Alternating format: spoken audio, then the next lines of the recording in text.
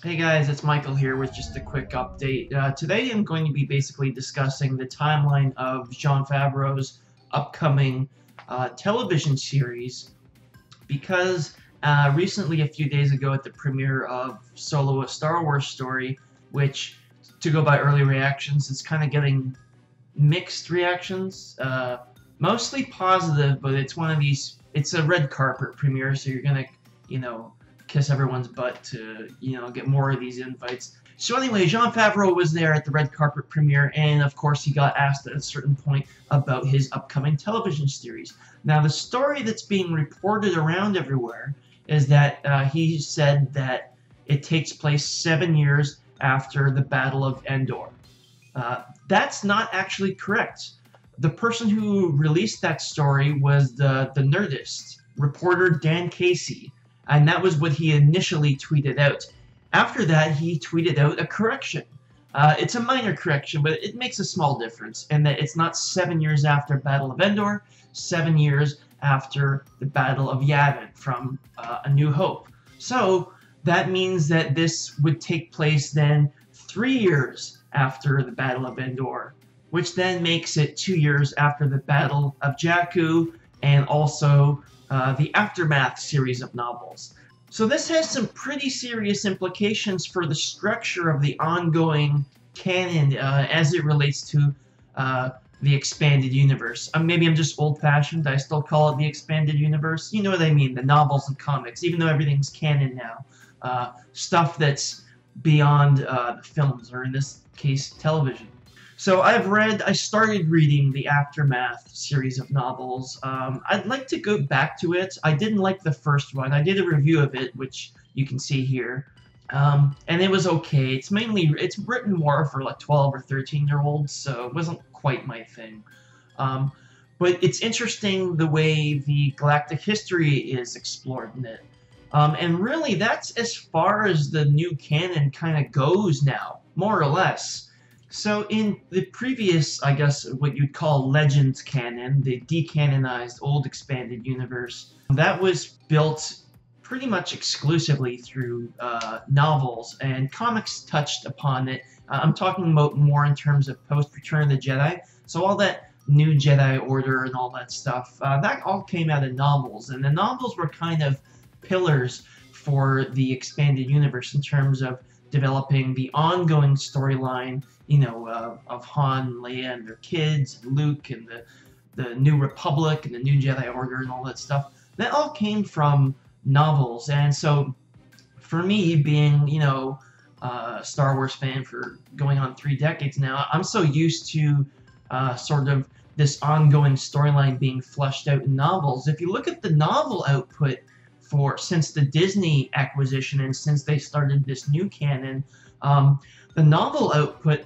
has been kind of slow, and a lot of them don't even take place in the sort of exploring the timeline that gets us from that big gap in between Return of the Jedi and Force Awakens. There's a huge gap of 30 years. And it was my assumption that they're just going to have to double down and start filling that in with novels and comics and tie-ins and stuff.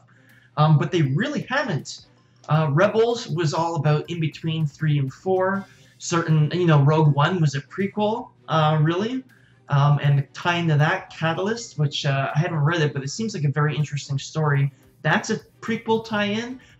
Timothy Zahn is released a Grand Admiral Thrawn book, and there's a sequel coming out to that later on this year. And they're all, from what I understand, tying into that Rebels prequel era. So this 30-year gap that is just like, that's prime real estate for the ongoing Star Wars canon, and they've really, really been cautious about touching that.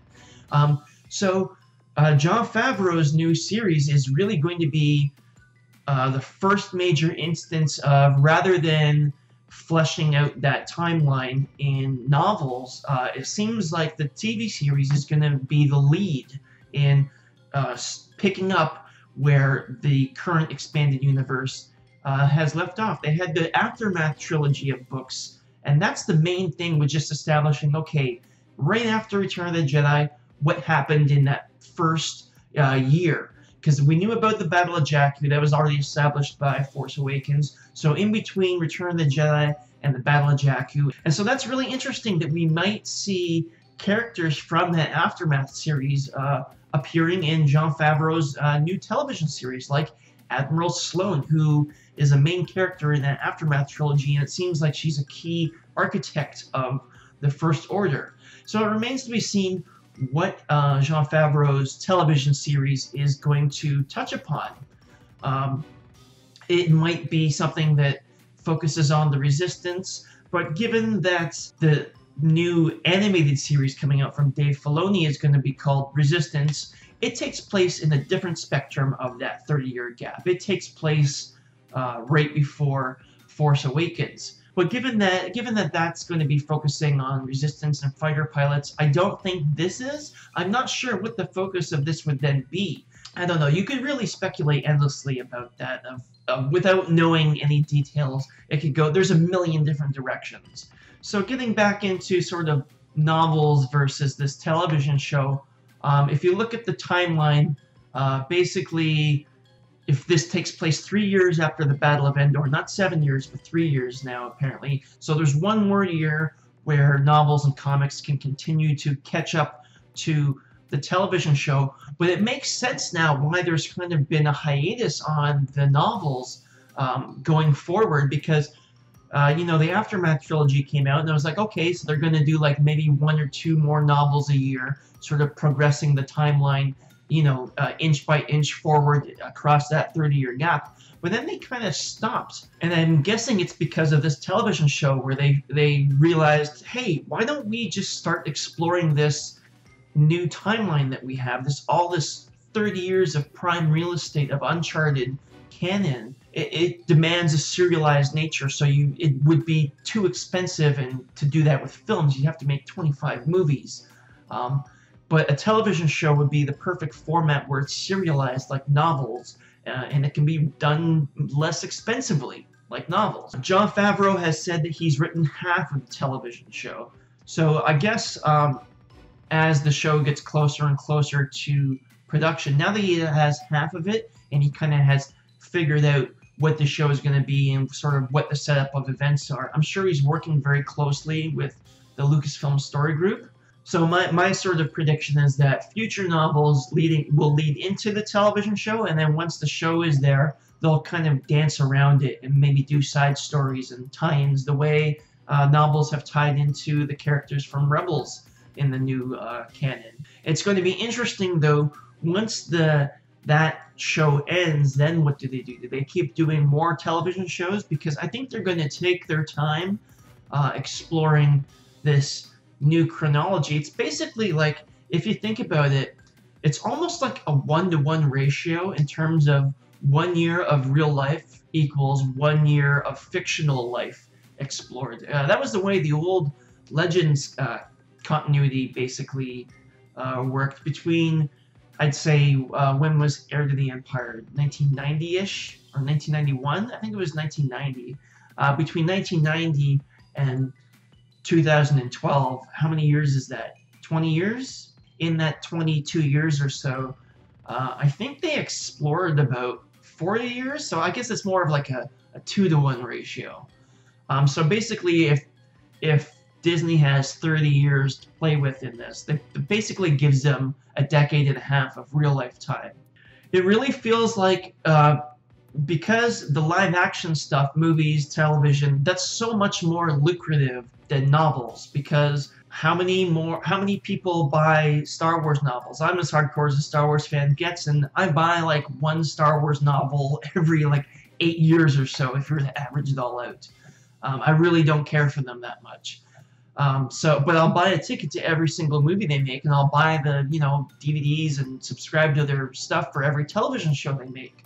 So I think the reason Lucasfilm in the past in the Legends continuity did it all with novels is they didn't really have the money to do it in the form of live-action TV shows. George Lucas was trying to towards the end. He was trying to make that live-action show, and he couldn't make it financially doable for the company. But now that they're Disney, they have billions of dollars to invest, and you get a return on that investment but you have to have that money up front to invest in the first place. So it looks like going forward in the future, rather than the Legends continuity, where it was pretty much entirely novels and to a lesser extent comics driving that new the new canon, the new continuity. In this canon, it's going to be mostly done through live action stuff, through movies and television shows. So anyway, I just think it's interesting the way it has now kind of flipped the way the written stuff, books, novels, and comics and stuff like that, those are now not driving the new canon. Those are just kind of supplementing and filling in a few holes and stuff. And it really seems like higher budget audio-visual medium, you know, whether it's a cartoon or a live-action TV show or a film series, that's really going to be the bread and butter for the new Star Wars canon, at least for the foreseeable future. I don't know, maybe I think the only way this is going to change is really once the money starts drying up. So maybe in 25 years, Star Wars won't be as lucrative as it is today, and Disney won't be able to just, you know, throw as much money at it, so they'll start shifting more towards books and novels and stuff like that to drive forward. But anyway, that's really interesting. So yeah, Jon Favreau's show is going to be 3 years after the Battle of Endor, or 7 years after the Battle of Yavin, which is basically catching up exactly to where the novels should be ending there. There's a 1 year gap still. I'm assuming that's going to be filled in the next year and a half or so. Anyway, leave your thoughts, and thanks for watching, guys. I'll see you next episode.